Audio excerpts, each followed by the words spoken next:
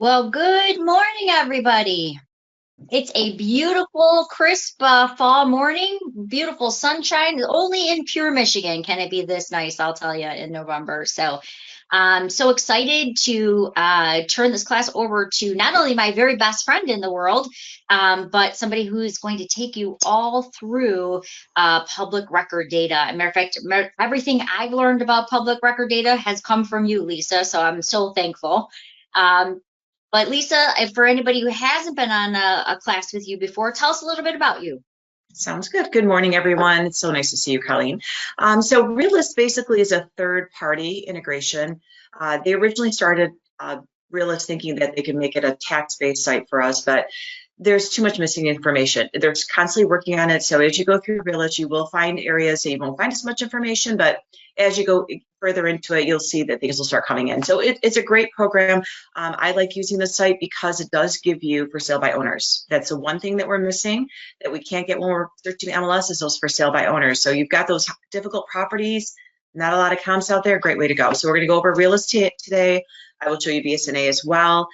Answer questions as we go. So I will stop in between. Colleen's tied up today with appointments, but I will stop in between and just check for any questions as we go and we'll be moving along. All right, that sounds great. So just a reminder, you can put those questions in your GoToWebinar panel. It'll alert Lisa on her screen. It'll pop up and then she can go ahead and handle your questions. So I'm going to go ahead and drop off. You're in great hands and have a great class, everybody. Have a great day.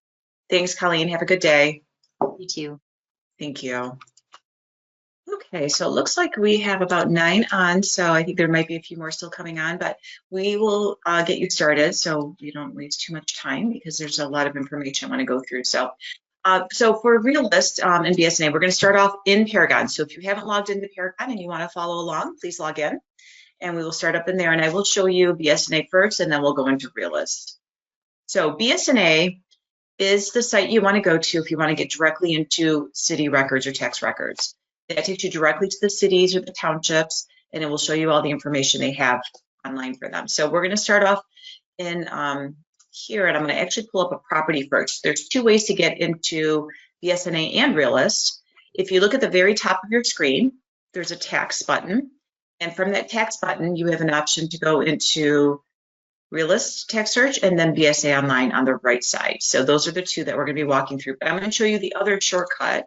And hang on one second, I'm going to actually turn off my video here so I can have a screen here and we'll just clean up my screen so you're not seeing all my background too, so it's a little bit easier for you to see everything. Okay, so we're going to start off in a property first so I can take you to BSNA. Now, BSNA, keep in mind, there is a charge in some areas for BSNA records, but certain areas are covered by your membership. So Macomb County, Grosse Pointes, St. Clair County, all of those properties in those areas are included. There's no charge. When you go into some other cities, some have charges, some don't. You'll be able to see there'll be like a little icon next to it. And then when you go into it, I guess the property records have gone up in pricing, which is very frustrating. But it will tell you first if there's any information, you'll be able to see right away if you're going to be charged before they'll give you the information as well. So let us go into a property. If you want to pull any property that you have that you'd like to get more information, you can. I'm going to pull one of my listings real quick, and we will go into that. So I will take you into my Clays Drive. Let's do that. So my Clays Drive, the address, if you'd like to use a property I'm using, and you can use your power search here at the top of your screen, is 31920 Clays. And if you want to search your own house, or if you've got a property you're about to do a listing on, or you need to run some comps on something, go ahead and put that in. But as you type in the address, it should show up in the power search, and there might be multiple. Just look for whichever one. Mine is pending. We're actually closing today. So if you click on that button right there, that will take you to the listing. And then from here, you have your shortcuts. So I'm on the Legacy Full Agent view. There's also the agent detail with map. Those are, you want the full listing itself so you can get the icons. Agent detail map will have your icons in the middle. Here on the left side, you can see all of my little shortcuts. I'm going to click the one that's supposed to be a pillar. It looks like a garbage can, but it's supposed to be a pillar. You click on this. Now what it's going to do is pull the information about this property directly into BSNA, into the city records, which is City of Warren. And if you give you a second to load, now you can see the information it has here for you. So It will give you property address, your parcel number, a little bit of information about the interior of the property, your assessed value or taxable value. These are all numbers that you will need when you're listing this property, and you'll need those for the data sheet. So this is a great way to get all the information you need and then fill everything on your data sheet and meet with your client to sign. Scroll down a little bit further. Gives you the owner and tax information, gives you the general information for your tax year of 2024. Again, here's your assessed value, your taxable value, and your SEV. Go down further, it does say that this is a homestead 100%. So another way to see if it's homestead or not. Previous years of taxes as well. You can see all of your SEVs and taxable information. Your land value, neighborhood, gives you the acreage, which you'll need as well. It will give you your lot size. Again, all the things that have to be filled into your data sheet. Most times sellers don't have this information. Down further, it will show the last sale history. My client has owned this property for original owner, but it looks like they put in a trust in 2007. And then general information about the house itself. So the year it was built, the square footage, your garage area, your foundation size, which you will need as well. Go down a little bit further. It will tell you what type of exterior it has, basement information, garage information, porch information. Now, if you scroll back to the top, you'll notice under the photo here, property information, then there's a tax information. So if you click on that tab, it will open up tax records for you, and it's going to go from each year. Now, this is really important information for two reasons. One, you obviously need this for your data sheet, but if you're looking at a property, whether it's to list or to sell, this will tell you if they've paid their taxes or not. So it looks like right now her summer bill has not been paid yet.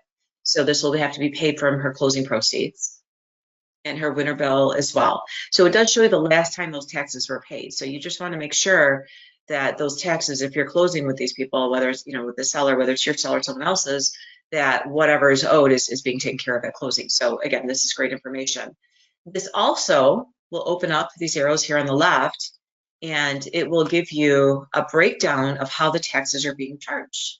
So this is your millage rate. So if you go down a little bit further, you can see here what the exact millage rate is, what it's for, and what the total millage is, and how they've come up with their amounts.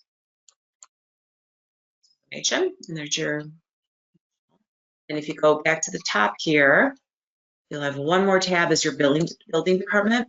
This is really important if you want to look for permits, if they've remodeled the whole house, have they pulled permits to have it done, or were there permits pulled that they didn't have approvals on. I mean, this will give you good information if there's been any type of remodeling done in the house or updating done in the house. This is great for you to check into if they replaced the furnace and so forth.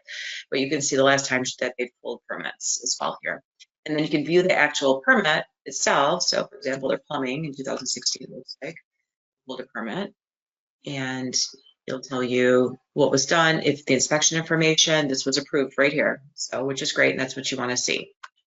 It also tells you who actually did work. So great information. BS&A is, I feel like, the best as far as tax records and getting the most amount of information that you need, especially for listing or selling your house as well. So that is your BS&A. And again, if you just go from the little icon here at the top where it says tax and you go directly to BS&A, it will bring you to a page where, let's go this way, just so I can show you how you can get on to be from here.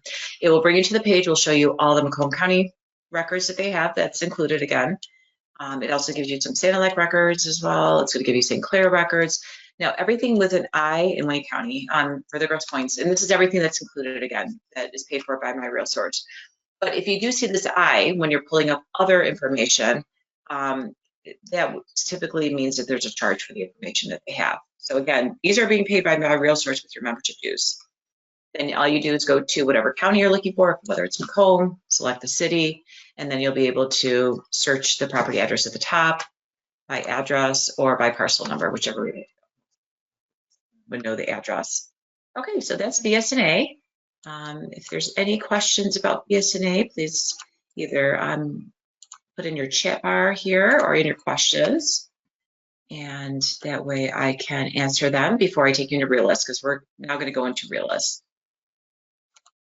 Okay, well, I'm going to close out my BS&A records real quick here, and I don't see any questions as of now, so I'm going to take us back over to Paragon. So let's go back into Paragon, if you would, please. And we're going to pull another property now to take into Realist. So again, Realist, same thing as tax records for BSNA. You go up to your tax up here at the top, and you can go directly into Realist. But we're going to start off directly from a property. So if you have a property you would like to pull, you can use any address you would like. I'm going to pull one of my listings, and you're welcome to use that as well. So rid of this. We will go into, I'm going to take you into one that's difficult. And this one I had a really tough time running comps on it. It's at 20 acres with a pond, a house that was built in the 1800s with a pole barn and a garage. And let me tell you, there's nothing in that area like it. So this was really tough for me for comping. So I want to show you something that's more difficult just so you can see how we can see the for sale by owners and so forth. So the property address I'm going to use is 11421 Clyde Road. So once again, if you'd like to type it up in the top in your search bar, 11421 Clyde. Give it a second to load here. And then you can see there's a closed one, and then there's the active, which is what we're going to go to is the active one. Once you click on that, it will open up the full listing for you again. And we are going to go to our little icon here for Realist. So Realist icon is red. Now, one thing you'll notice, this property is in Livingston County, so tax records, if they do charge for them, are not included with my Realtors membership. So you might have to pay for the tax records on this, but Realist you don't. Realist you can see any property out there, but again, it's going to be limited sometimes on what information they have. And again, they're a third party, so they're basically pulling from BSNA records and pulling that information in for you. So if you go to the left of your screen, if you're on the Legacy Full Agent, we're going to click on that red little icon and give it a second to load. It's going to pull the property information to Realist, and we're going to go over what you can see in here, and then we're going to walk through an actual CMA report in here. Okay, so here's the property. It shows the owner information at the top. It's giving you some community insights, like what the median home values are in the area and so forth. Go down further, location information, school district, zoning, floodplains, tax information is below that. Assessments and taxes over the years. Characteristics about the property. So it told you this one is on. So here's the one thing with this one. It's 2 different parcel IDs. Each one has 10 acres. So this property is showing with the house with the 10 acres. There's another parcel ID for the other 10 acres. So they will not all show here, unfortunately. So I'd have to run this twice with the additional lot with the extra, 10 acres. So one thing you want to look at for Realist, I'm going to explain. If you notice here, like her basement type, it says for tax records basement, MLS records basement, and crawl. So what this is telling me is that by the tax records that they're pulling from BSNA, it's just showing that there's a basement. But for whatever MLS listings they've pulled, it shows there's a basement and crawl space. Basement and crawl space is correct because when I pulled the property, we actually found a panel that was a crawl space that even the sellers didn't even know existed. So it does have a basement and a crawl space. So it does give you the square footage on here as well. Again, stories, tax records say 1 3/4, MLS says 1 1/2. It is a 1 1/2. It's more of a bungalow style. Master bed. There's a bedroom on the first floor, which could be considered a master room. You go upstairs, it's 2 bedrooms. That's all that there is. So it's not 1 3/4. Okay? We consider it 1 1/2. And just like anything else, tax records has room for error. So sometimes when you go through BSNA, information is not always correct. So always double check it and look at other places where you might be able to get that information, or your clients, or even check with the city or the township as well. Okay, if you go down further here, it gives you your cell score. This does not have one. Cell score is what Realist finds by running these automatic cell score. I think it just looks at sales in the area, how long they've owned the property, how much is owed on the mortgage, and then it gives you kind of a percentage of what are the chances this person's going to sell their house. Again, it's something that they're coming up with these numbers. It's nothing that I've gone by, but if you see that, just so you understand what it means. Listing information. So you can see that the property is, my MLS number is right here. It's active, just listed not too long ago. My list price and my contact information. Well, what's my office information, my name. And then the last market sales and sales history, and it will show that. Now, if there are mortgages on this property, you will see all mortgage information here. If the property went into foreclosure, you will see foreclosure, sheriff sale, all that information shows up in here. And I find sometimes there's more information in Realist on some of those items than there are in BSNA records. So This is great to check as well. I usually go through both, especially if I'm doing a listing, because that way I can double check information. And if something's missing, I might find it in one and not the other. So now what we're going to do is we're going to actually take this information, this property itself, and we are going to run comparables on it. So if you look at the very top of your screen to the left, launch realistic to the main page. We don't want to go there, but we're going to go to comparables. So if you click on that, give it a few minutes to load. It's going to actually now pull automatically what the comps are in the area. And then we're going to modify that as we go. So give it a second here to load, and then I will walk you through all of this. Okay, so if you look here at the top left, it will give you property address. Now there's a star next to this. As you're pulling properties in Realist, if you want to keep something as your favorite, so again, this is my listing. If I want to keep this as my favorite, I can click on it, and it now fills in my star, and now it's in my favorites. So later on, I can go to my favorites here in the top right corner, click on my star, and I can see all my saved properties. So just a fast way of getting to them without having to type in the property address. Go from a link. Below that, we have these tabs we're going to be walking through in a second. You have your map. Okay, and I'm going to zoom out. Now you can see here on my map, one property pulled up. So again, I'm on 20 acres with a property built in 1800s, and there isn't much around there. So I'm going to have to adjust this in order to get some type of comps for it. And again, this comp is way off that's included in it, so it would not even be something that we could use. So in order to make the change here, we're going to change our search criteria. And if you go to the right top of your screen, you have a search criteria button right here on the right. Go ahead and click on that. And this is what it's searching by. And this is where I'm going to modify it to hopefully pull up some more comps. So the first one is how many comps do you want to see? So 50 is the max. So if you want 50, click on that. If you want less, you can select whatever you'd like. I leave mine on 50. Sort method, how would you like to see them? What order once you do see the results? Because if you notice on the bottom here on my screen, they're one-line report of all the properties. So what order would you like to see them? Well, I have them by square footage closest to my subject property, but you can change it to distance from your subject property. You could do the most recent by the sale price, or again, by the square footage. So whichever you prefer. And you know what? I'm going to actually do close because I'm going to have to go out pretty far to find some properties here. You want to include the property images. So this is the one downfall that I find with Realist, and I'm hoping in the future they can change it. When you create these reports and the report's completed, the only interior photos you will see is your subject property.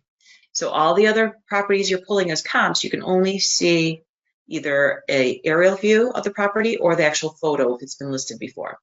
I really like my interior photos. That's why Cloud CMA is my favorite CMA report, because my clients need to see what that interior looks like, because then I can justify how I'm pricing it. And I feel it helps tremendously when it comes with dealing with listings or even with buyers.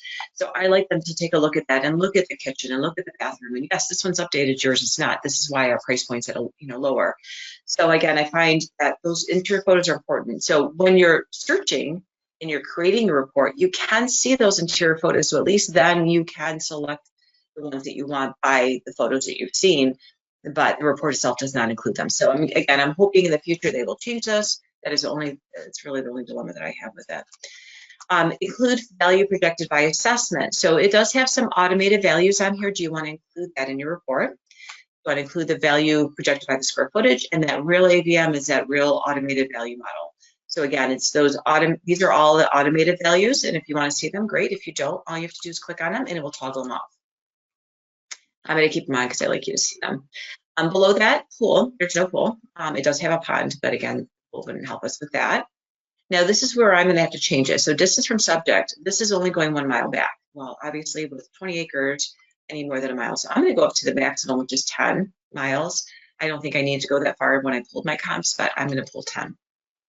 You can put in there a sale price. So for example, if you know that in that area, maybe there's a bunch of new construction homes and older homes, and you don't want to see those new construction homes, then you could put your minimum at whatever the highest amount that you want to see, or I'm sorry, the highest amount you want to see would be the lowest. So for example, say they've sold between 100 and 200,000 for older build, and say 200 and up are all new construction. So I would want to make sure my maximum would be 200 on here. I'm not going to see anything that's new construction. Just another way to kind of read things out. Okay. Next is year built. So again, that's another way too. So this is built in 1800. I wasn't able to find anything in 1800. So I would suggest if you are going to put a year built, put something in there that will still give you some leeway, because I've had appraisers pull properties that are 10, 20 years newer than mine or even older than mine, and then they adjust the pricing based on that, that year built. They'll make their adjustments as needed. So if you need to, I'm going to keep mine open again because I know I'm not going to find anything but 1800s. Bedrooms, so you can put a range in here as well. I'm going to leave mine open. Bathroom, same thing. Stories. Now be careful with stories because if you notice, you only have an option for 1 and 2 stories. You don't have an option for a 1.5 story. So I usually will leave this open if you're dealing with a split level or a bungalow, because you don't want to miss it if you just put on there, 1 story or, or tax distress sales. Well, the whole idea of using Realist is we want to see those for sale by owners. So I'm going to include all tax sales. So it's going to give me foreclosures, short sales, for sale by owners, anything listed in the MLS. So everything will be included. My boundaries. So if this property, say for example, was a condo, and I do use this sometimes for condos, you might want to stay in the same subdivision. So that way you're pulling just that condo. Or if you're right next to a border of another city, maybe you want to make sure you stay within the city. Use this as needed. I'm not. Site influence. Is it a waterfront property? Is it on a bay? Is it on a canal? Is it, you can put cul-de-sac. Again, just be cautious with some of these options, because sometimes if you put too much, you won't see, much as far as results. So a lot of times I leave mine more broad, and then I will narrow down if I end up with hundreds, if there's way too many and I don't want to go through all of them. Okay, date type. So do I want to go by recording date or sales date? Well, I want sales date, because we know with county records, sometimes it could be 30 days, 60 days, 90 days before they're recorded. So I always go by sales date. And how far back do you want to go? A year is the most you can go back. You can also do a date range if there's specific months you want to search. Okay, and then if you go down a little bit further here, so for your square footage, what would you like to see? So this is going to give you a percentage of difference to your subject property. So for example, if I want to go 20%, that's how I have mine set up, kind of like an appraiser does, 20% below and above the square footage of my subject property, and that's what you put in here. If you want to go more or less, you can. I'm going to keep mine at 20%. We'll see. I don't remember how many properties came in at the lower amount, so we'll see. The house itself is, I believe, a little over 1,100 square feet, so it's nothing huge. You can also do a range of square feet as well. Lot area, same thing. If you're dealing with acreage like I am, you could do a percentage difference. But again, because there isn't much out in this area, I'm going to keep it open for now. And then you have 2 other options, land use and style. So style is kind of like style and Paragon, where we tell you don't use it. Because the problem is, if it's not put in a certain way by the listing agent, you're going to miss these properties. So you might think it's a split level and they put in there it's a bungalow. So then you're going to miss it if you're just selecting that. So always use the land use, and you can do same as subject. And then this is a house, so I put single family, but if it's a condo, select condo. And all you're doing is just check marking it. If you don't want it here on the right, you just click on those X's, it removes it.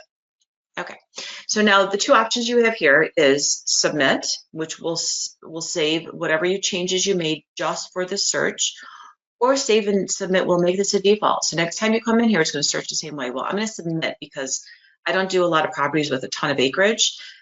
So I'm going to just hit submit for this one, because typically I don't go 10 miles around, around the property to find my comps. So I would prefer to go back to my 1 mile radius. Okay, so we have a lot more properties. We end up with 20, which is great. That's exactly what I wanted to see some more here. And as you look down here further, so first off here, right, just so you can see your breakdown. So it gives you what the high, low, and median prices in that area for sale price. You can see this one is one of the ones I use at the high price. The square footage, price per square foot, your SEV, and your assessed value by ratio. So let's look down here. So here on the left too is your map. So all of these properties here are numbered, and the numbers are here on your map. Now everything is automatically checkmarked for you.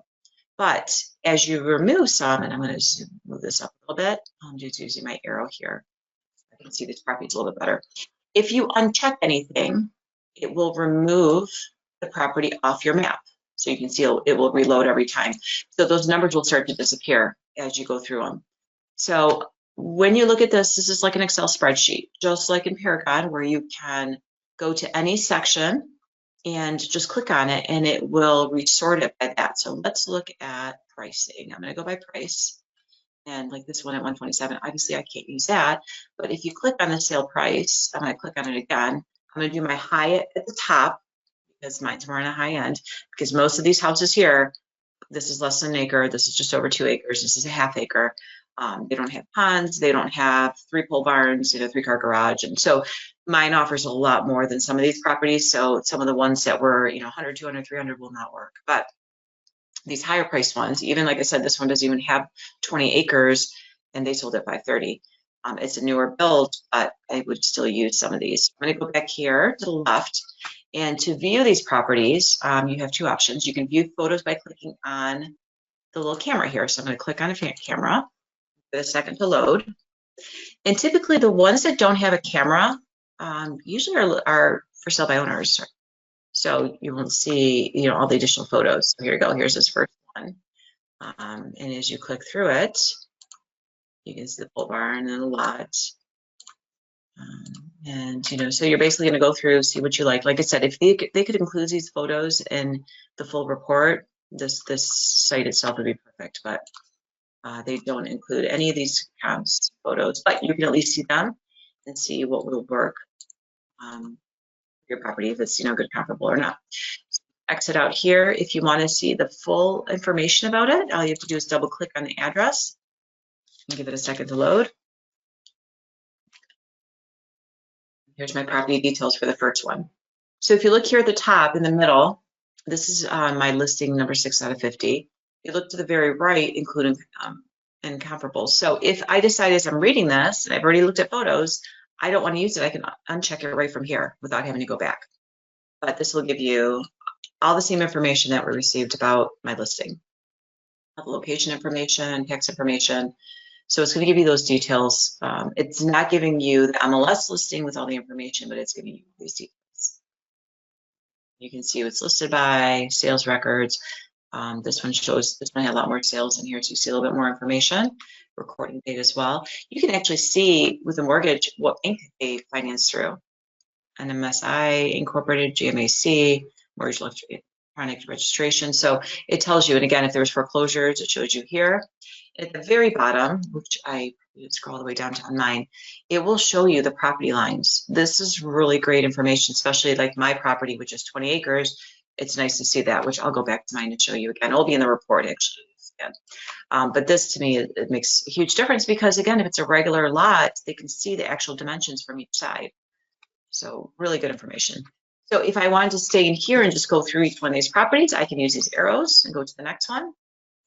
But if I want to go back and just click on the photos, and because from here, we used to be able to click on these photos and you can't anymore.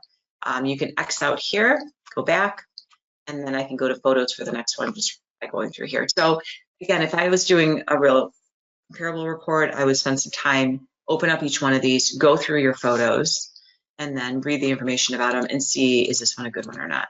This one is a waterfront, it looks like, or at least near waterfront. This one may not be as good of a option because it's on over here, it's on Meridian Lake.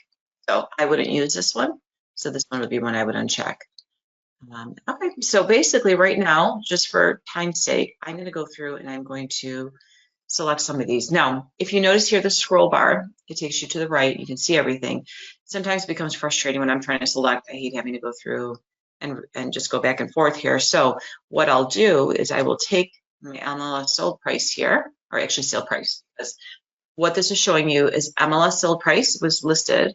Sale price is tax record. So this one right here on 2 acres sold for $425, and that was by tax record. So it was for sale by owner. So I'm going to take this whole column and I'm going to move it over so I don't have to keep scrolling. So what you do is you left click right where the name is, and you can see how things are kind of moving on me. I'm going to move it over here and let go of it. So now it moved it. So now I can just see my property addresses. I can see my square footage at the same time and my sale price. And now I can go ahead and select some of these.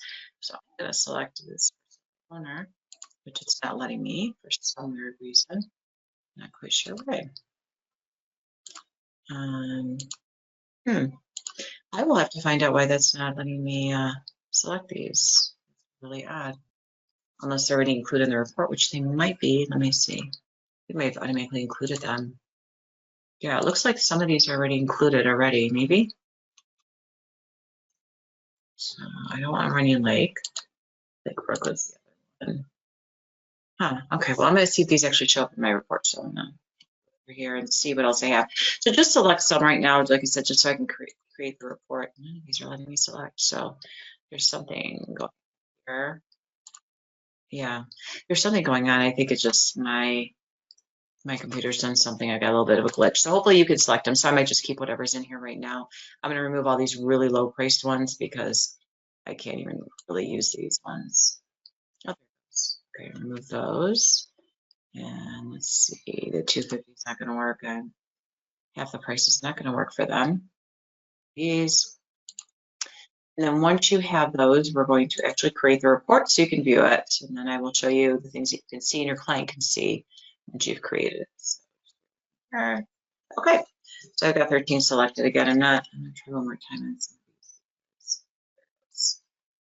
For some reason, I knew it had to be a glitch. Okay, so I just want some of these higher price ones just so I've got something that's closer to the price range we're in. And again, I don't think that I found anything with 20 acres, so I can even find really good comparables. So I kind of had to estimate some of it and just hoping that I will be something close to an appraiser. I'm going to keep that one in even though it's not really good. Okay, so now we are going to create our report so you can view the actual report. So if you go back to the top right, there's a generate report button. We're going to go ahead and click on that. And it's probably going to take a couple minutes to load. So I keep clicking over here. If you notice me clicking, I'm just checking for questions. I don't miss anything. Okay, so now that it's loaded, let's take a look at our results and our actual report itself. This is what your client will see, but you do have options to remove some sections. So let's go through this real quick. So first thing here at the top is your comparables. It's going to show you all those. Your search criteria will show up here too, what you used.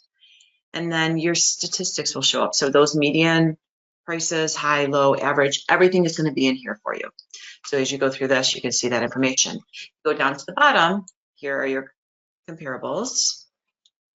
So first one is always your subject property. That will stay on the screen as you look at these. Now, again, take a look at your properties here and you can see tax and MLS records, tax and MLS records. So you do see a variation. So always watch for those because it means tax records are showing something completely different. They could have finished a bungalow and that's the third bedroom. That's why it wasn't showing in tax records. Maybe not pull permits for it. So again, sometimes you'll see that variation. The other thing I'd like you to look at is let's see which ones are for sale by owners. So if you go here and go to your sale price, if there is a sale price, but there is an MLS sold price, that means that was a for sale by owner. So I'm going to scroll through some of my properties here. Now, if you look to the right here, there's an arrow. Kind of see it, it's underneath the photos. You click on it, it starts to load the next property for you. So your subject property will always be there. It just use loading the other comps that you selected. So these all are showing MLS sold price on this. Write it up with any tax. What that looks like. All of these were sold, and you can see the dates here. Again, tax records are showing 8/30 for some reason. MLS records are 8/29.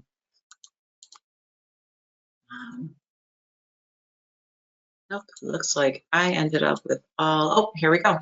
So this one on Mac Road. Sold in 2024 for $425, and it was a for sale by owner because there's no MLS sold price on here. So that's how you can tell, and you can see there's nothing here about tax or MLS records. So this was a for sale by owner. So again, this could be very helpful if you're having a hard time finding, any type of comps for a property. All right, so now I'm going to show you at the top here. You have additional tabs. So property details tab here to the left of your comps is the information about my listing. The right, first thing is market trends. Go ahead and click on that. And market trends will give you an overview of the area. Basically, it's going to give you some more statistical information. This also tells you like how many closed in the area, what their average sales price was active. It will show you how many average days on market. Like I said, some good information. And then go down further, average price per square foot, number of sales in the area, change in sales activity. Okay, so those are your market trends. If you go back to the top right, Neighbors. So if you would like to show them what the neighbors have sold their houses for, doesn't matter when it's sold, it will show all the neighbors for you, which is very interesting to me. And this is sometimes great information. Some of these are going to be obviously old sales because it's been a while since some of these have sold their homes, but you'll be able to adjust how many neighbors you can see, but I think I have mine. I don't know if mine said at 20 or 30 neighbors, but as you go through these, you can see, like for example, this one sold in 2018. This was a for sale by owner. It sold in 2006, which is my listing property because he bought it from family. And this was, problem is it was split with the property. So this might have been, I'm not sure what part of this was. He paid a lot more than that for the property. I'm sure that's going to pop up as well. Let's see. We go through this. You can see this one was sold by MLS because I want to see he paid $500 for the property. And none of these are showing. Some of these are for sale by owners right here.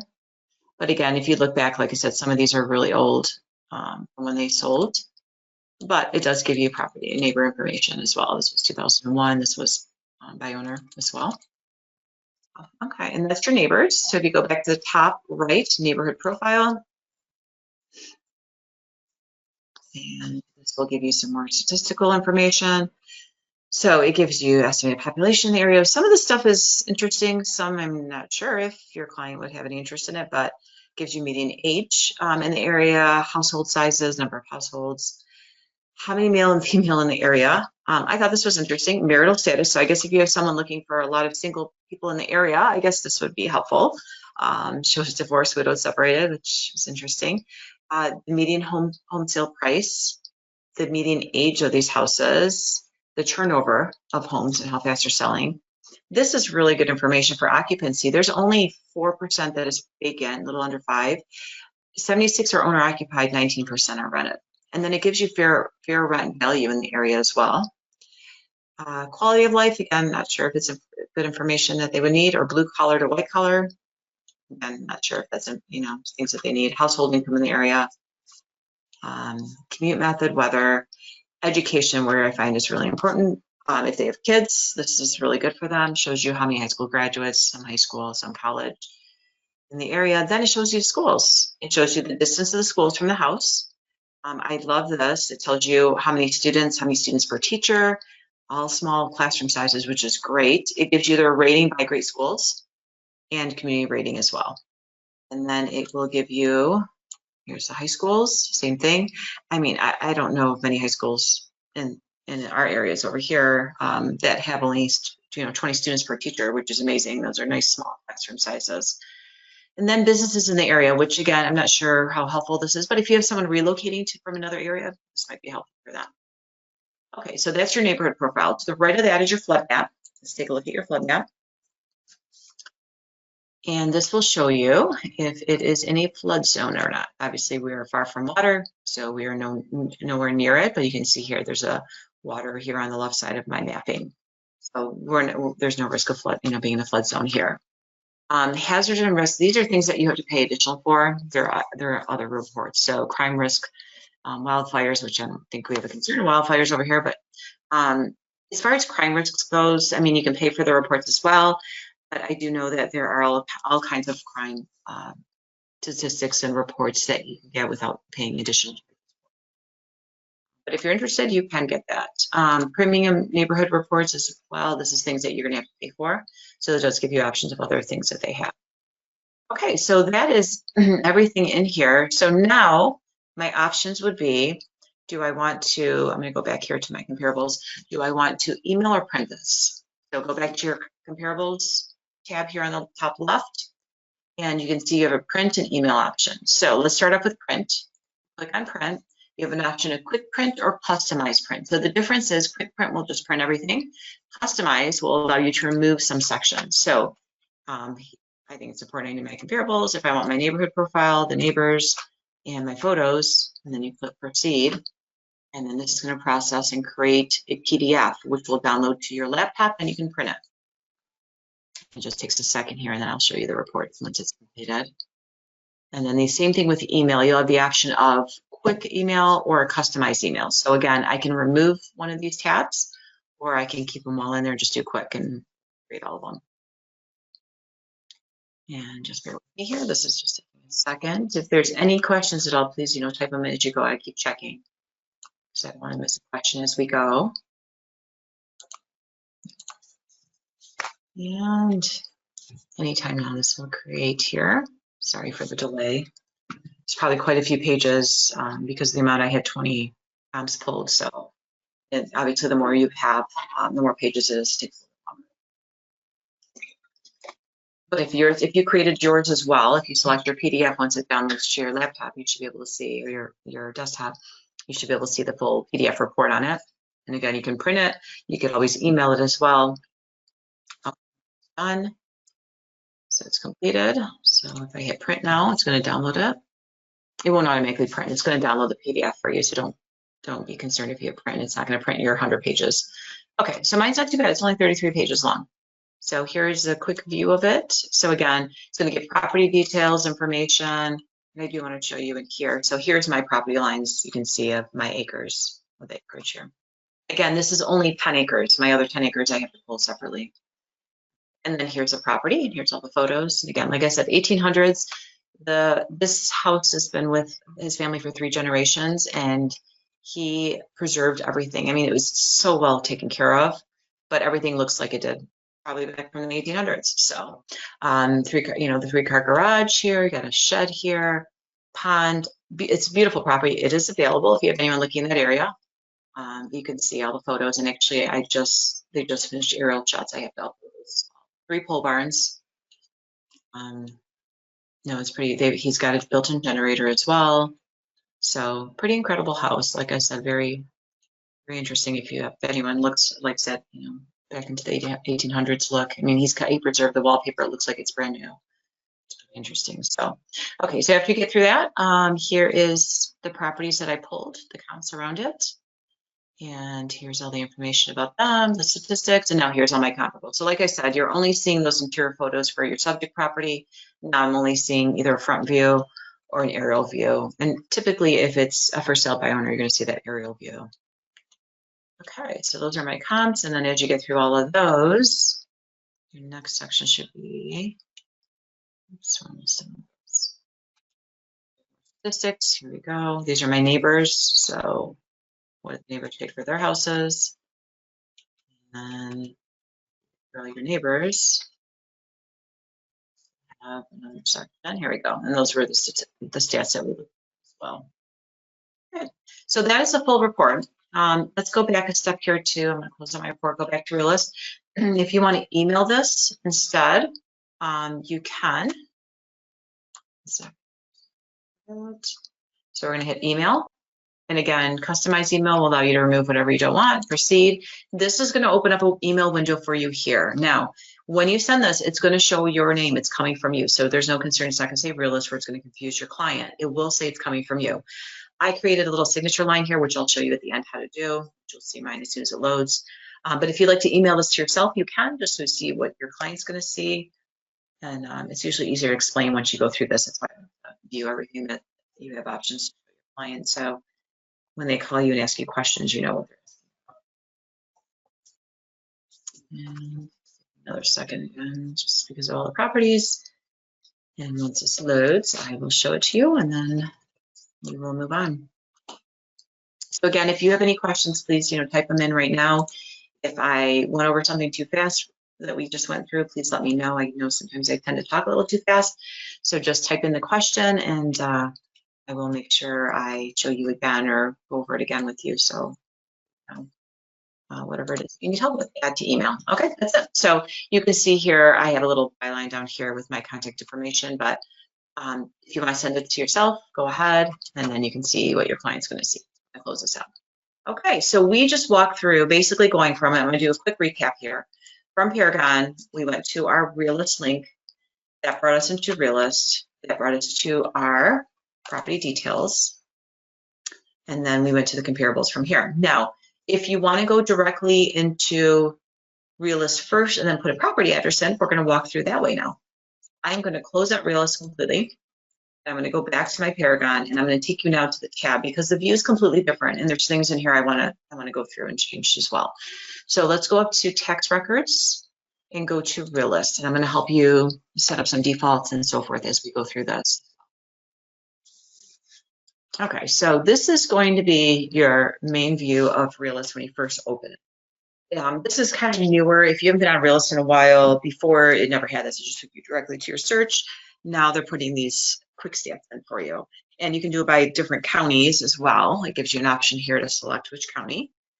You go here to the right, it says select county. You can select which county you'd like to see, and then it will give you an update with the quick stats. Okay, so I'm going to go scroll down a little bit further here. So more statistical information about sales and so forth. There's some property market insights, your saved properties, some newsletters and stuff about industry news. It also shows me my last viewed properties and my saved searches. That's the nice thing about it in here. You can do saved searches as well. You can search directly by an address here, but I'm going to take you into the Realist dashboard itself. So we can look, we're on the dashboard right now with the actual search board.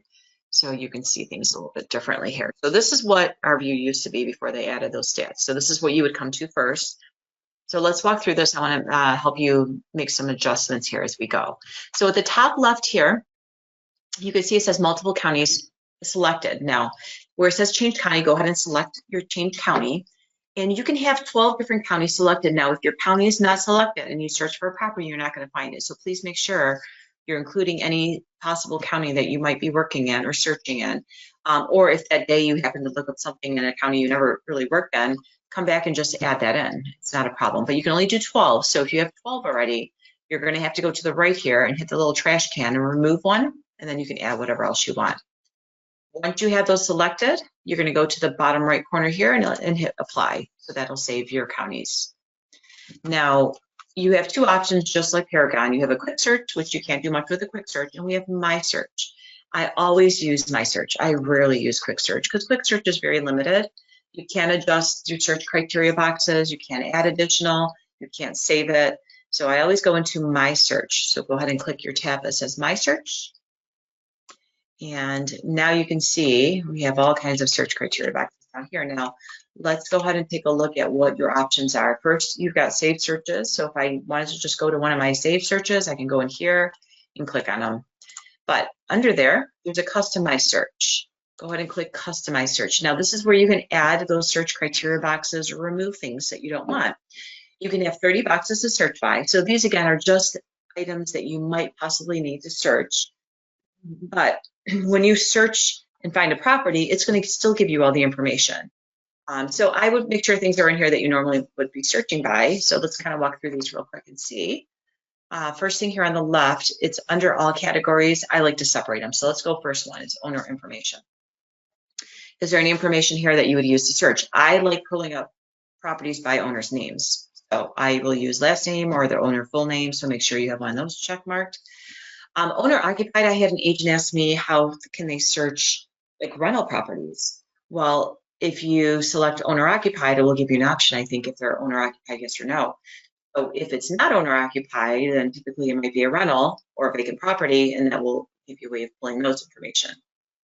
Okay, left side of your screen again, if you go to location information and select what you'd like to search by. Well, obviously address is something I've searched by, city. You can search just by a house number or the street name, because sometimes you might not have a spelling of the name right, or maybe the number's off, and you're having a hard time finding it. Suffix, but if you need that, zip code, township, subdivision, so you can search by any of those. To the left again, characteristics.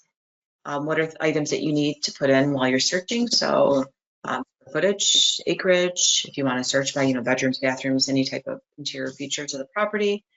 If you're looking for something with just basements, you might want to have a foundation option.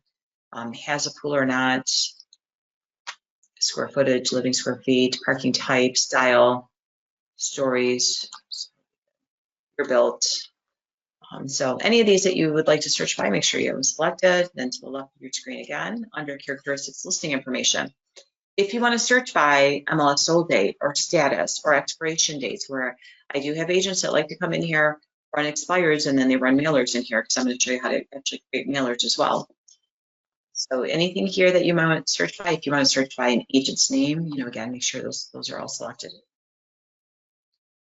And actually, MLS listing agent probably. To the left here, assessment and taxes. So if they are homestead or not, another way to find out if it's, you know, owner occupied or not typically. So you can do that as well. If you want to search by SEV or any of this, you can. Sales information, if you want to search by the document date, recording date, sale type, you know, sale price, whatever, you can.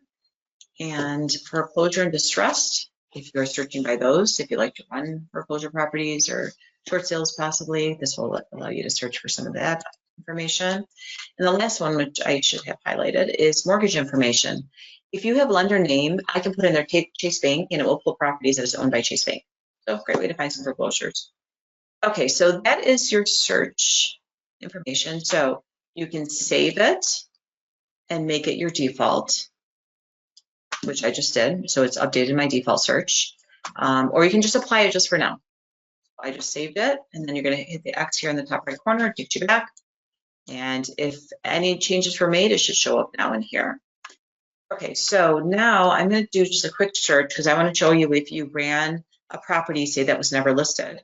You're going to be listing the property. You'll want to find the property information here, and then you can search it, and then you can run comps right from here as well. So if you want to put in a property address or an owner name, whatever way, if you want to do your own house, if you want to do mine again, I will put in my Clyde, so it's 11421 Clyde. So let me find the address. Here's a full address. Now these can be put in whatever order you want, and I should have showed you that when we were doing the customized search, but all you're doing on the right side of your screen, because all the ones you have are on there, you just left click and drag them up. And here's Clyde. So let's hit search. So you're going to see now 2 will pull up. Each one has 10 acres. So this is the last time my client bought this, he paid $507 for it. And again, there's an additional 10 acres right here. So I'm going to go to the property that he bought. Here it is. Double click on it. And now it will go back to where we were earlier, where property details are here. And then you go into your comparables and walk through the whole same steps that we did earlier and create another CMA report. I'm going to star this one as well. So it's in my favorites. And I'm going to go back now so I can take you back. So if you look here, there's a back button to the left of property details, and it'll take us back. So we won't walk through doing a report. There's so many other things I want to show you, so I don't want to run out of time. Okay, so that is everything you need to know how to adjust your search criteria boxes, make sure your counties are selected, and how to run a search in here. Now, the nice thing about this is you can see the properties pop up here on the map. And the nice thing is if I click on this, I can actually see it right here as well. And options here at the bottom. So if I want to see the parcel dimensions, there they are. And it's a nice feature. Like I said, with this being such an irregular lot, and there's another lot here, so I would have to get both of them to show people that, you know, it's got the 2, but that's how you can see the dimensions of any lot. And again, if you're doing vacant land, this is great too. I've actually screenshotted this map. I've made it larger and screenshotted and used it as one of my photos so people can see them as well. Okay, so the other thing we're going to do now is we're going to go through our mapping. So there's no questions to this point. Oh, here we go. So as far as the recording, once Colleen has a chance, she'll go through the recording, and then she is going to send it to YouTube. So we'll be on YouTube, and I believe she sends out an email as well to let you know. And then the other question is there a tab for picking a school system? So there is, I thought, give me 1 second, Bruce. Let me check real quick. You're welcome, Lynn. Let me see schools. I thought we did pick, we have an option here for school. Yeah, it is, school district. So in here, you can put in whatever the school district is. So there's a plus sign here. Enter, you got to enter, hold on. Let me clear this real quick, so clear all. Okay, and that's one thing. There's a clear all here on the bottom left. So if you want to clear your boxes, you can, and you can go back in and do your searches in here. So, oh, because of this, okay. So in order to get the school district, it looks like I have to change my counties. I swear they didn't have this before. you should be able to. So I mean, I have to go up in here in my customized search and remove everything and remove the, I'm sorry, not customized search, I'm sorry, into the change counties here at the top and remove all the counties except the one I'm trying to search the school district. So it looks like it'll only search one at a time. So hang on, bear with me, Bruce. I'm going to remove these real quick and we'll just go to one county. So that way I can show you. I want to make sure it works because sometimes they change things and I don't know about it and then I get a surprise while I'm in the middle of teaching class, which I absolutely hate, but it happens. So I would prefer to make sure that this is working. Okay, there we go. So yeah, so if I want to put in here like Utica schools, it looks like I can search Utica schools. So once you put in any criteria here, you always have to hit your search button and then your results will be here. There's probably be a ton of results for Utica schools. So I'm sure in a second, this is going to give me an error, only pull so many. Because I believe 3,000 records is all it will pull at the same time. So perfect. Okay, you're welcome. And oops, let's get rid of this. Yep. So you see, it will show me the first 3,000 because I just put schools. So again, if I'm searching school district, then I'm probably going to search what city I'm looking for, any criteria they're looking for, and so forth. Okay, so I'm going to clear all because we're going to go into mapping now. There's a lot of things we can do in mapping, and I'm going to show you how to do those cards, like just sold cards, just listed cards, and things like that. And it will actually pull property addresses. You can do labels, and you won't have to pay anything for it, which is a great feature. So we're going to walk through all that. So just clear all here for me, if you would, please. And we're going to walk through. One thing really quick. I'm sorry, I have another question here. How to pull addresses for neighborhoods where you are doing open house, which I will show you. You're sending postcard. That is the next thing, Lynn. You were just you were reading my mind. We're going to be going into that. We're going to take you into the mapping. And I'm going to take you into all that. Oh, you're welcome. Okay, so let's close some things out here. I'm going to make my map larger because I'm going to actually play with the map for a minute and show you all those tools on there. So you can minimize sections. So this is really 3 sections. This is your search section here, your mapping, and then this is your results section. So if you look here in the top left to the right of change county, you have these double arrows. If you click on those, it's going to close out your search criteria toolbox. We're going to get rid of that for right now. And then you're going to keep your map open, and then you've got your list here. But if you look to the very right of your screen, all the way to the right, we're looking at a split view, which is your map and your list, but we're going to go to map only. So now we can get rid of that list. I just find it's easier to do what we're doing right now when you can see my full map. And you don't have to do it on yours, but I just want you to be able to see better on my screen. So we're going to walk through all the different tools here. So first thing is, if you do need to open up your search criteria box on the left, you'll see there's a magnifier now to open it up. If you want to see your results, you go to the right again and just hit split. Takes you back to where you were. So let's look at all the tools up here. First thing we're going to do is relocate your map where you want to search and do the things we'll be doing in a second. So you can relocate this by this little map here at the top of your screen. It's going to be the third one from the left of the clear all button. And it looks like a map with like a little balloon on it. And if you hover on it, it says locate on map. Go ahead and click on that. This will allow you to put in an address, a zip code, a city, whatever you want. So let's just I'll do Shelby Township. I'm going to just put the zip code in here. Doing zip code because Shelby Township, there's other locations in Shelby that are not in Macomb County. So, okay, so here we go. So now it just moved it to that area for me. You have to the right of your screen a plus and minus. So as you hit your plus sign, it's going to zoom you in closer. Some of the items we'll be doing in here, you will need to zoom in, and some you'll need to zoom out. So you've got those to the right. Right now we're viewing a road map, but if you look to the left of those plus and minus for your zooming, you can click on that and go to satellite view. And then you can zoom in here. So if you want to see an aerial view of a property, you can see the top of the building and everything else. You even see their swimming pools. Zoom in pretty good in here. Now, just like Paragon, you can zoom into your aerial, and then you've got your Google guy here in the bottom right corner. You see your little yellow guy here. So if I want a street view, I can click on this, drop them onto the street. If you look in the top left here, it gives you the address where you're at. We're right on Mountain Road right now. And then I can move this to see the houses. So all I'm doing is left clicking, and I'm going to drag this around. I can turn it around, and now I'm viewing the houses. So there's a property listed right here. These arrows will move you up and down the street. So I can take a walk with my Google guy right up and down the street. And then you can see when another arrow pops up, that means there's a street on the other side. So I'm going to left click and drag my map the other way. Now I'm going to go, oh, it actually parking lot into a church. So as you scroll back out through here, again, you can see cars. It's pretty amazing. I mean, I'm sure most of you have seen the Google cars out there driving, doing these map views for us, which is amazing. Okay, so if I want to go back to my other view, you're going to click, which you can't see it on my page. Hold on one second. There's an arrow here to the left, so whatever the property address is here, you can't see it on mine because of my magnifier. But if you click on that, it will bring you back to your satellite view. Also have a hybrid view as well, which gives you all the street names and so forth. And now you can see the actual addresses on top of the houses. So again, you can move your map. You can zoom out to get a better view or zoom in, whatever you need to do. Now, when you're doing things on your map and drawing and so forth, I don't like being in this view because it's just really hard to see where your lines are. So I go back to my road map. So if you go back to your right, go back to your road map, and we want to be for searching. Okay, so those are how you can change your map view and zoom in, zoom out as you go through this.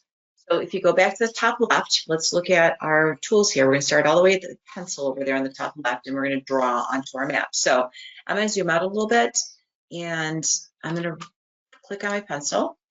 And you have 3 drawing tools, just like Paragon. They're the same thing. Radius does a circle. So you're going to click on that, click in the center of your map, wherever you want to start, and you're going to click and you're going to draw outwards. So I'm going to start here on this Dryden Street, click once with my mouse, and then click again to create it. So just 2 clicks. So basically all I did was pencil, radius tool, click one time, move your mouse, click again. Now, once you have these on your map, if you click on them, you can name them. So if you have multiple maps going on, you can name them so that way you can remember which is which, or it might be information you need for your client, because you can always send this to your client as well. It will show you the area, the radius, and how far you're going. So I'm 0.2 square miles for this one. To get rid of it, there's a delete shape. Now you can also adjust this. Now the radius is the only one you can move on your map. So if you look at the center, you've got this little white circle. If you left click on it, I can relocate this wherever I want. You can also resize it. So all the size here, I can make it smaller, I can make it bigger, and then I can delete it. Now your other tools, your other maps, not move them. So rectangle tool, when I'm drawing this, I'm going to go here, say from Sanborn Avenue, we'll go down here to Deborah, click again to create it. So 2 clicks, corner to corner. So click your pencil, rectangle tool, click once, click again, create your shape. Now if you notice there's no circle in the middle, so I can't move these, but I can still resize them. Now I can resize them in the middle of each line or every corner as well. And again, you can rename it and you can delete the shape as well. So let's do these. Last shape is you're going to be your polygon tool, which is just like Paragon, where you can draw any odd shape you need to. I'm going to zoom out a little bit. So maybe you're in an area where there's some new construction homes in the one subdivision. I want to go around it. So now I can say start over here, Franklin Road, over here to Mound, come back down, say Galaxy, Starlight. I don't want any of these over here in this subdivision. You just keep clicking. So every time you want to change the location or the direction of your map, you just click. You can see now I've created all these dots. Now every one of these can be adjusted. So for example, if I need to move this out more, I can move this out. So now I can reshape this to whatever shape I want. Okay. Again, no circle in the middle, so it cannot be moved, but you can reshape it. And really, you just had to move it over a little bit. You could just take all these dots and where you need that. And that's what I've done in the past, so I don't have to redraw it. The only thing is, like with some of these, it's kind of tricky because there's so many dots going on here, so you gotta make sure you get them all moved over and filled into the area you want. So you can rename it again, tells you how far of an area, and we can delete our shape. So that is your map tools. To the right of that, we're gonna do some boundaries. So school districts, again, Bruce, here's another way to find them. Click on your school district, and it will drop them in. And then high school. So if I've got a client that says my daughter is at Troy High School and we have to stay within that area, well, now I can go to that area and I can make sure I draw a map within the area that they want. So I'm going to zoom out because right now I'm only seeing Utica, but as I zoom over here, I'm not sure if it's too for all of you to read, but here's my Rochester area.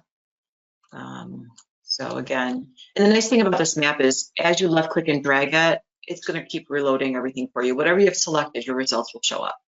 Like Orion, Piney Schools. So again, wherever you need to be, but this is great. And we can actually do this in Paragon as well, is draw those lines in. And if your client's specific to an area that they want to stay in because of a school, it's a great way to do it. Like for example, Troy, there's no school of choice. So my client needs to stay within this area, but they want to be within a certain school, they can. There's a school right there, there's Athens. So there's the area I want to be if they want Athens High School. So again, you can just draw that map and save it and just run searches on that specific area by the school. That's under boundaries.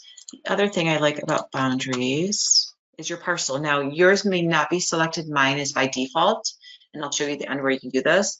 But if you notice here with this check mark, I've got this little plus sign that's telling me I have to zoom in to see it. So I'm going to go here to the right, click my plus sign, and this is why I love parcel lines. It's going to draw your lines in for every one of the properties, and I can click on these and view the information. So as this opens up, you can now see all my parcel lines. And let's just click on a property right now. So we'll pick this one over here on Whitehall or White Cell. It will give you the property address, the owner name, 4 bedrooms, 2 baths, this last sale price on it. It will give you parcel dimensions as well. And run it again. It will give you, if there is a listing on it, it typically will show here. So if this was listed, then you'll be able to click on it and see the actual listing report as well. Okay, so that is under boundaries, but parcels are one I always keep on. Flood zones is here as well. And all it's going to do is going to highlight it in the map and show you where all the flood zones are, and it tells you what they are. And I'm not in an area where there's any water, so. Okay, to the right of boundaries, let's click on that little circle line here. This is going to be your property sales information. So you have distressed properties first. If I want to see bank-owned properties in the area, on that, I'm going to zoom out because we may not see much if I stay too zoomed in here. And you're going to watch for these little pins to pop up. So the green pins are going to be bank-owned. Actually, let's just select them all. For sales, bank-owned, REOs, put them all in there. Okay. And then I'm going to zoom out, and you can see they're starting to load. So this purple one is going to be short sales. It tells you here at the bottom. So if I click on this purple one, gosh, I haven't seen this in a long time. This is a short sale here. It shows the last sale date on it as well. Okay, and yeah, as you click on these, it will tell you a little bit more about them. So that might have been sale, the sale date. There's one, the short sale, because that makes more sense. I was doing 3 years at that point. Horrible time. Okay, so that is your distressed properties, but let's uncheck those. And I'm unchecking things only because it becomes harder to see things as we select some of the others. So I'm just removing things as we go. Okay, sales values. Let's take a look at that real quick.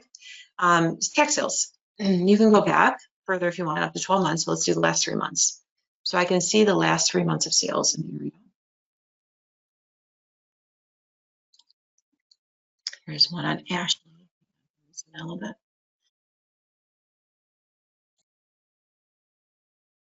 A little bit better so you can see it here.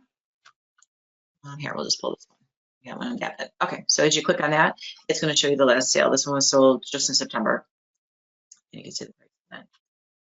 Okay, so back to our little circle here with property and sales information. I'm going to uncheck that. Now, if I want to see maybe actives as I'm viewing them, or I want to see expireds in the area, pendings as well. In here, so here we go. Here's a pending one, and Carnaby. Here is an active one currently listed. So 469 they're asking for on Long Lake Road. Okay, so back to this. I'm going to uncheck my MLS status ones, and the last thing we have is property characteristics in here. So a couple things you can select in here, but the one that I find is most interesting, owner name. If you select owner name under the property characteristics here, it is going to show you every owner name of every house. So if you can't remember your neighbor's last name, it's a great way to find it. So this will open up, and as you can see here, as it loads, every last name is showing on top of each property. So it's pretty interesting. Okay, so again, that is under your property and sales information. And I'm going to go back to none, my very first one here. I'm going to remove it because it gets be a little too much with all the names. To the right of that, we are going to look at trends. So this is going to actually shade your page for you and give you different trend information. So for example, first thing is, do you want to see maybe sales activity in the area? So if I click on that, you can see it starts to highlight it, and it tells you underneath here it's between 25 to 50 sales activity. Maybe I want to see if there's been foreclosures in the area. Let's do number of foreclosures. Less than 25. Okay, so that's your trends. Put none back here. It does give you aggregation level, so how you're selecting is zip code or neighborhood, and then property type, whether you want single family or condos, or both. Okay, and your opacity just makes the shading lighter or darker. Okay, to the right of that, binoculars, points of interest. So your client says, I need to be within so far of this, my daughter's school. Well, there's a great way to schools in the area. Let me zoom out on this a little bit so we can see. And you should see little graduation caps appear. So if you're not seeing them where you're at, just kind of move the page around or zoom out, one or the other. And once those, oh, here we go. So this is a Troy KinderCare, which, again, nothing that I'm looking for, but here's an elementary school. So it's the Troy Elementary School. So if they tell you they need to be within so far of that, you might want to draw around that area. Also, let's remove the points of interest. Let's go to our little car here. So this will give you driving directions. So if I need to find from Ruth Elementary School to see how far it is from a specific property, I can put that in there, or from their work, or whatever they need to know. To the right of that, again, is to locate your map. So if I want to relocate this, I can now put an address in, or put a city in, or another zip code, and it will move it for me. Ruler. So this will actually give you a measurement tool, which again, I'm not sure, I don't really use this quite honestly, but you might need it, I'm not quite sure, but it will measure an area, so maybe from the school, say to a house. Oops. And then if you click on it, it tells you how many feet it is. Yeah, I'm not sure if it's something that you would use, but it's an option. And this little annotate tool allows you to put these little bubbles on here. Let's see, there it goes. And then you can type in information. So if you want to point something out on a map, you're going to be sending this to your client, that's what you can do, is just put that little annotate tool on there, and that'll allow you to do that. Okay, so we have gone through all of the tools here, which I'm sure I've gone through a lot, and hopefully I have not confused anybody with all the information. So let's see here. I just want to make sure we get anybody's questions real quick for this. But if there's any questions, please let me know. Okay, looks like I think that's it for those. So now we're going to go through. I'm going to show you how to make, how to do your labels to do your actual sold card. So we're going to have to do something a little different here before we get to that point. I'm going to show you some things we got to adjust here before I can show you the list and stuff. So if there's no other questions here, I'm going to clear all. So just make sure you hit clear all, because again, if you've clicked on things and they're all over this map, it makes it a little more confusing sometimes to find what you're looking for. So we have to open up now our other two sections in order to get to this next section, because I need to be able to see my properties, and I need to be able to search to get them. So first thing we're going to do is on the top left of your screen, if you did close out your search criteria box, go ahead and hit that magnifier. Let's open up that section. And then the next thing we're going to do is we're going to open up our split view, because now I want to see the properties I'm getting. So I'm going to go to the right of my screen, top right here. I'm going to hit split. So now I can see my results along with my map. So I just sold a property. I want to send just sold flyers. So the way I typically do it is I'll come in here and I will locate my map to the area of the property that I just sold. So I'm going to go to my address and say I closed on my, which would be great, my 11421 Clyde. Love that one. 11421 Clyde. And I'm going to click on this, and I'm going to relocate my map to it. Perfect. And then I'm probably going to zoom out, or I'm going to actually probably have to zoom in, because if you're out too far, you're going to end up with a ton of property. So I'm going to zoom in. Well, nope, actually over here, I forgot we're in acres. I have to go further, or we're not going to get any properties. It's like being out in the boonies, or it's around you. So, okay, so I'm going to go out a little bit further. So I'm going to draw around this, and I want to send out just sold. So I'm going to go to my pencil. I'm going to use my polygon tool, say, and I'm going to go right over here. I'm going to click the area that I would like to pull properties from, and click again to create my map. Now, in order to see the results, I need to hit search here on the left side of my screen. So if you hit search, it's going to search them for you. And I have 232 properties. So now I'm going to make this a little bit smaller here. I can see that properties. Now, you might want to take a quick peek because sometimes, depending where it's located, there might be businesses. So if you want to remove those. The other thing you want to keep track of here is these balloons. So if you see a green balloon, that is an active property. If you see a red balloon that just sold, and you can see here, like these ones have sold, I believe, somewhere. If you can find your sale date, roll over. And it might not. So you might have to actually open it. I was hoping the sale date. Oh, here it is, reporting date. So some of these, like this one sold in 2020, so it doesn't mean that they might not want to sell again. So you never know. So I would definitely look at that. But it automatically selects all. So if you want to remove something, just uncheck it. So just click on here and remove it. Once you have these done, and these say, for example, this is it, I want to create my labels, you will go to the bottom here, right underneath your property addresses. So underneath here on the left, you can see there's an export, a print, email, and labels. So let's click on labels. It's going to ask you what type of labels. Even if you use an off-brand and not Avery, typical mailing labels is going to be the 5160. So I always select that because that's going to give you 30 labels per page. Do I want to use mixed case letters or do I want all capital letters? I don't like all capitals because I'm mailing to somebody. So I like to use mixed case, so I keep it there. Choose the address type. Do you want the billing address or do you want the property address? Now, keep in mind, if you're sending to a property address and it's a rental, most likely that tenant's going to throw it away. So if you are concerned about it getting to the owner, then you might want to use a tax billing address, so it goes directly to them. You want to show the current owner on it. I don't want foreign addresses. I'm not sending these overseas. If you want to eliminate duplicate labels, then you can create a custom label if you want to as well, but I usually do the basics. You are allowed 5,000 labels per month. Now, I don't know many agents that send out 5,000 mailers a month, but you may. So anything over 5,000, there's a charge for it. So anything from 5,000 below, there is no charge.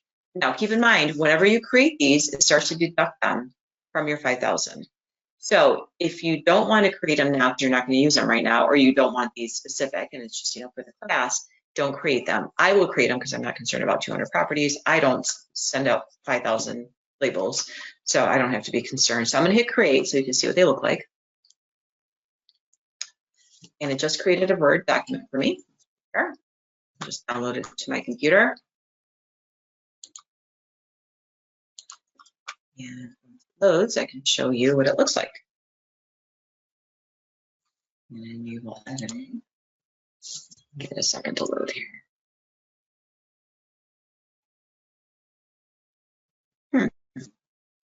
It did not load for some odd reason. Let's try that again. Labels.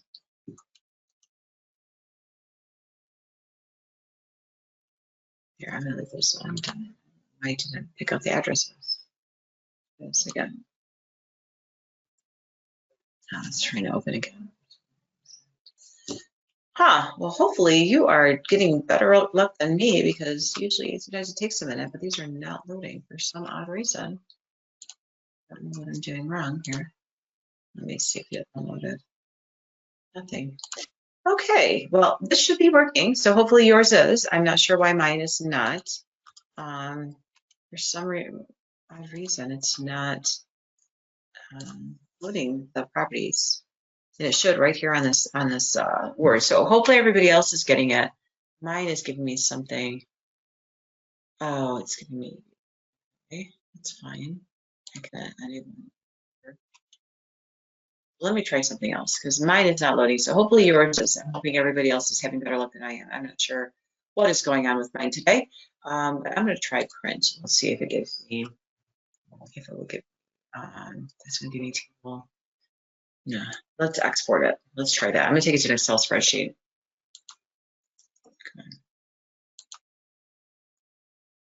Okay, let's try. I think it's frozen. That's why it's not working. I'm so sorry. Gotta love computers. There it goes. If they worked all the time, life would be great, but there's always glitches. Okay. Let's try this again. Let me try labels one more time, and if not, I will do my report and see if we can pull in Excel, because it should take you to Excel spreadsheet. as well. Let's see if I have better luck this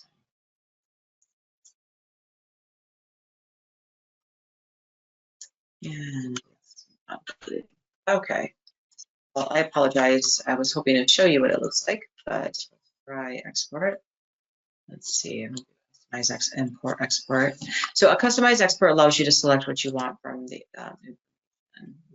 so I want the owner name and property address. And let's see.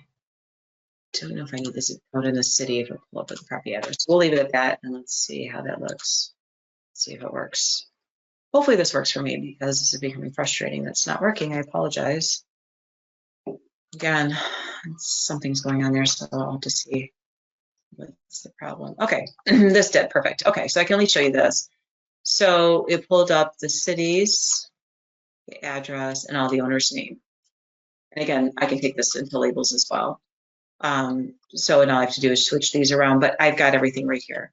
And I sometimes will export them so I have this list because now I can keep this Excel spreadsheet and I can make notes that I sent just sold flyers and mark the dates, or I received a call from this address, or I received it back and said that the incorrect name on the address or whatever it is. So I sometimes will do this, but again, you can create labels right from here as well. Okay, so that is how you create the label. So again, all you're doing is whether you do a map search, which I suggest if you're doing just sold, or if you're farming an area, just find it's a lot easier. Or you can also just draw on the map itself without relocating it.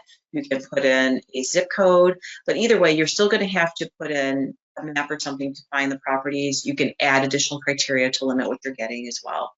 And then you hit search. Once you have them here, make sure they're selected. You go down to the bottom here, and hopefully it works for you and you can hit labels and you actually get labels like they're supposed to be, but this is just becoming ridiculous because I don't know why it's not creating them. And again, I've tried this multiple times, so I'm sure it's deleted so many options for me for labels, but again, I don't think 5,000% not work. I'm gonna try it one more time because I'm becoming very frustrated because I've done this, I can't tell you how many times and never had an issue. Oh, there they are. There they are, finally. So I need to put the owner name, which I didn't, but here you go. So this is what it'll look like. Typically you select owner name to show it. You can, which is nice once you have this on here, is now you can modify like the size, like, you know, the font size is really small usually when I get it. So select all of them at the same time. And then I will change my font size. You can change your font itself. So say I just want Arial, so we'll do an Arial view. So again, you can make changes to it, and then you'll have your labels ready. And this is adjusted for the 31 or the 5160, the average, so 30 labels to achieve. So it should print pretty well. The other thing, if you don't want to export to an Excel spreadsheet, I will print two of these. I will print one is just on regular paper because then I can make notes by each one, and then one on my label stock as well. So that option, but finally works. So I apologize for the delays there. So let's go through. We have a few more things. Don't save for a second here. I want to show you a few more things before we run out of time. I'm sorry, I know we're getting to the end here. So, okay, so we've done everything from running searches, adjusting your criteria, changing your counties. We went through all of this stuff. So any questions at this point, please let me know. I do want to show you some more things really quick. Let me just check for questions real quick so I can make sure. Like everybody I've answered so far. Okay, so the things I want to show you real quick is your settings. So let's go into settings and I can show you how to make adjustments to those. So top right corner of your screen, you have where your name is. To the right of that, you've got a cart. That's if you purchase additional things in here that I showed you that were locked. This will also give you your orders. So if you do order anything, you pay extra. Your saved properties are right here. And then the gear is where we want to go. So I want to just show you how to modify some of this and make it as a default for you so you don't have to do it again. And then we will be all done. So first thing is here underneath your search box on the left, you have a few options. So to auto open a property detail report. So if you run a search and there's one property, do you want it to automatically open up the full detail report? If you don't, then leave it unchecked. You'll see the one-line report under that list. For your label, mailing labels, do you want to include do not mail list? So if you do include this, It should say do not mail on it. I would believe it does, but if you don't want to include anything that's on the do not mail list, then keep that unchecked. You want to include unmatched sales transactions. So that means when I'm putting in a search, if things don't match my search criteria, do I want to see those? Which I typically don't. And then the maximum number of properties that you'd like to view in your grid, 3,000 is the most that you can see. So I've got mine at 3,000. The left under reports. So you have two options. You have fixed and dynamic. If you do a fixed report, that means every search criteria box that you have in there will show up, even if there's no results to it. So for example, if you pull an area and it doesn't tell you how many bedrooms there are, it'll still say bedrooms, but it'll just be blank. If you don't want to see the boxes that don't have results, you can hit dynamic. So that means if there's no options for bedrooms, it doesn't tell you how many, and it's not going to show bedrooms at all. I keep it on fixed. How many comps do you want to see? 50 is the most, so you can change that to whatever you'd like. How would you like to sort those comps once you see them? What would you like to see first? Distance from the subject property, your sales recording date, the sale price, or the square footage that's closest to your subject property. Do you want to include any of the images and the value projected by assessments and that value, the automated values for your pool? And this is all your search criteria. Again, I keep this pretty broad because I will adjust it. Not every property I pull has a pool, so I will adjust this as needed. I usually keep it a mile because I'm usually in the city. And then I don't select any of these items because, again, these are going to be different for each property, and I don't like to narrow it down too much. So I keep it pretty broad. Tax distress sales. I want to include all my tax sales, my boundaries, and my site influence. Again, don't want to choose those. It's going to depend on the property. I'll adjust as I need to. Date type. When I do pull properties, I want to see sales date, not recording date. Or I want it pulled by the sales date, not the recording date, so it's closest to when it's sold. Search time period, 12 months is as far as back as you can go. I always keep it a year. I'll adjust in the summer when it's crazy busy and I have many properties. For your square footage, how would you like to see them? Do you want to see a percentage above and below your subject property?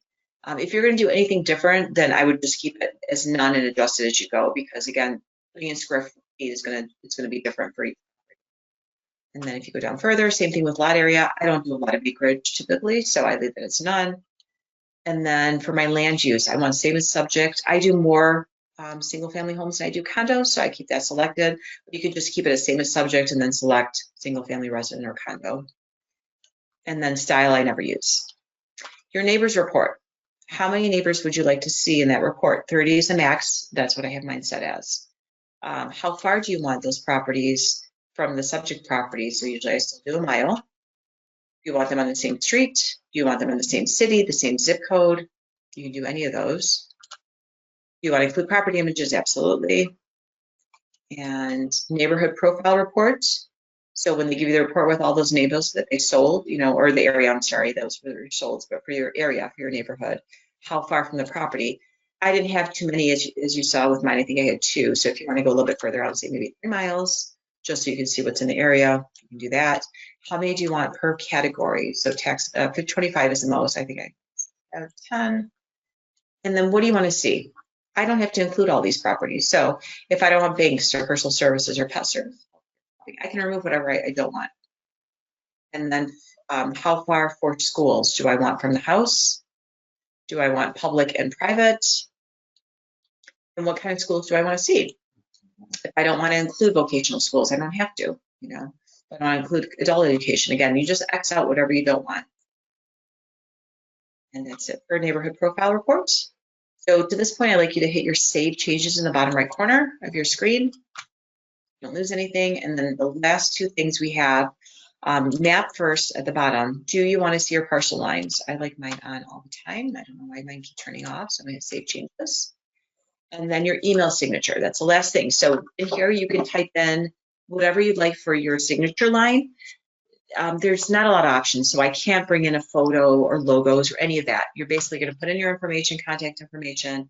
I can change my font, I can change the size, I can make it bold, any of this information if I want it centered or left justified, whatever way you'd like it, you could put that in. But that's basically all your choices. So if you want to go ahead and type that in, that's the last thing, and then just make sure you hit save changes. And we have gone through a lot. I hope I didn't overload you. Again, Colleen did add handouts. So on the right side of your screen, it should be your little toolbar with where you can add your questions. There should be handouts. You open that up, click on the handout, it will save the PDF right onto your desktop or laptop or whatever you're on. If there's any other questions, please let me know now so I can go through everything with you, please. That way I can help you now while we're on it. You could always contact us again too, obviously, if you think of things. But I'll tell you right now, we went through a lot. So in order to remember all of this, please play with it. So tonight while you're watching TV, just throw some stuff in there. If you have time right now, continue doing some things in it, because if you don't, you're going to forget. There's so much information, so you will forget. So the more you're on it, the easier it gets. I can do this in my sleep. We're doing this for as long as I have. So I am just checking right now if there's any other questions. Okay, perfect. So it looks like I answered Bruce, your questions too. You're welcome, everyone. I'm so glad it was helpful. Like I said, I hope I didn't overload you or go too fast. But, you know, again, to get into either one of those, whether you're doing Realist or BS&A, tax records are right here at the top of your screen. And again, just going from those icons right from the property itself will give you those options of going to both, that you can go to directly to BS&A as well. So BS&A records is a little icon here. It looks like a trash can, and Realist is a little red one, but you have both options as well. So I don't think I see any more questions. If you don't have any questions, we are done. I'm so happy I was able to help today. I'd love to see everyone. I'd love to see everyone back in our actual classroom someday. But for now, at least you have the GoToWebinar. So please come back to the classes as often as you like. That's what we're here for. And I hope everyone has a great day and enjoy the sun while we have it. Thanks so much for coming.